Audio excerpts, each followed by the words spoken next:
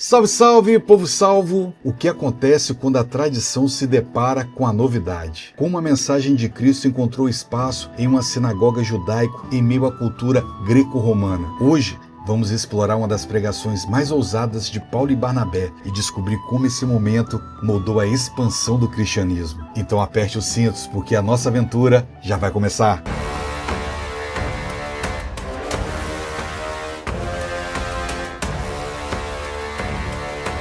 Imagine-se numa vibrante cidade romana, cercada por colinas e cheia de peregrinos, mercadores e filósofos. Em meio à agitação da Ásia Menor, dois homens chegaram com uma mensagem que vai virar o mundo de cabeça para baixo. Eles não trazem espadas, mas palavras que cortam o coração. Estamos em Antioquia da Pisídia. Antioquia da Pisídia não era qualquer cidade. A mais de 1.200 metros de altitude, ela se destacava como uma colônia romana em plena Ásia Menor, região atual da Turquia. Fundada por Seleuco Nicanor, um dos generais de Alexandre, essa cidade homenageava Antíoco, pai do fundador, carregando o nome com orgulho. Mas, além da sua posição estratégica na rota de Éfeso e Cilícia, ela abrigava um caldeirão cultural. Romanos, gregos, judeus, gentios viviam lado a lado, trazendo consigo tradições, crenças e tensões. Embora cercada por terrenos montanhosos e difíceis de acessar, Antioquia da Pisídia exibia traços imponentes da cultura romana: teatros, estradas bem traçadas, mercados e sinagogas.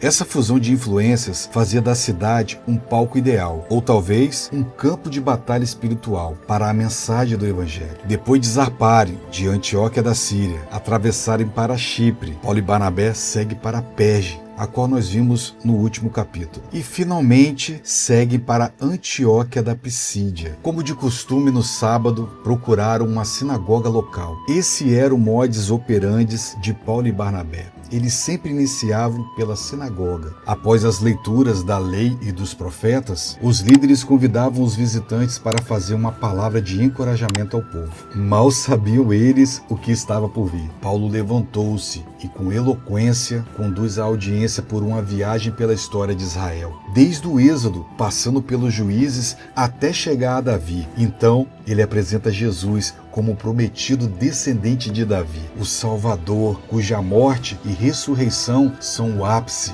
da história redentora de Deus. Ele declara com convicção, Atos 13:38, por meio dele vos é anunciado o perdão dos pecados. Um convite claro e ousado: aceitar o que a lei de Moisés não pode oferecer, a justificação por meio de Cristo. O sermão ressoa forte. No final daquele sábado, muitos judeus e gentios convertidos ao judaísmo cercaram Paulo e Barnabé pedindo mais. E no sábado seguinte, quase toda a cidade se reúne. Imagina a cena: um mar de rostos ansiosos, curiosos, sedentos, mas nem todos estavam satisfeitos com aquela multidão. É então que acontece o inevitável. Atos 13:45. Então os judeus, vendo a multidão, encheram-se de inveja e, blasfemando, contradiziam o que Paulo dizia. A inveja vira oposição aberta. Eles não queriam dividir o espaço, o público e nem mesmo a graça de Deus. Diante dessa rejeição e hostilidade,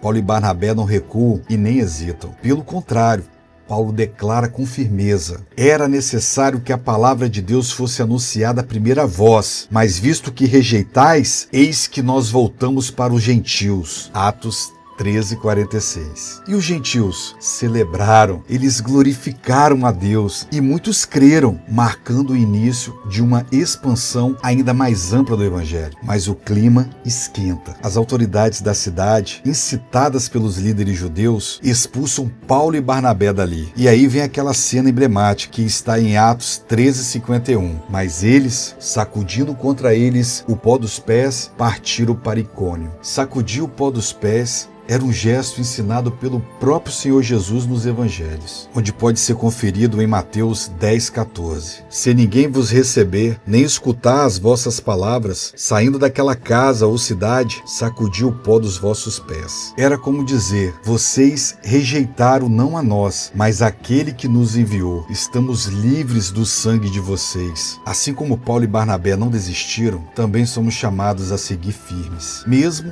quando enfrentamos oposição e rejeição. Há momentos em que precisamos reconhecer que fizemos a nossa parte. Sacudir o pó não é desistir por fraqueza, mas confiar que Deus cuidará dos resultados. Talvez em relacionamentos, em ministérios, em conversas difíceis. Há um tempo de semear e há um tempo de seguir adiante, confiando em Deus. Mesmo expulsos, os discípulos estavam cheios de alegria e do Espírito Santo. É o que está registrado em Atos 13:52. Isso nos lembra que a verdadeira alegria não depende das circunstâncias, mas da presença constante de Deus. A passagem de Paulo e Barnabé por Antioquia da Pisídia não foi em vão. O evangelho foi pregado, corações foram tocados e uma semente foi plantada. E mesmo sacudindo o pó dos pés ao partir, eles deixaram ali o testemunho de que a palavra de Deus não volta vazia. Que nós também sejamos ousados, perseverantes e dispostos a seguir adiante, mesmo quando o caminho exige sacudir a poeira e seguir para o próximo destino. A missão continua. Se você quer aprender a Bíblia, gravar os locais importantes de acontecimentos históricos, não deixe de seguir e se inscrever no nosso canal. Te vejo no próximo vídeo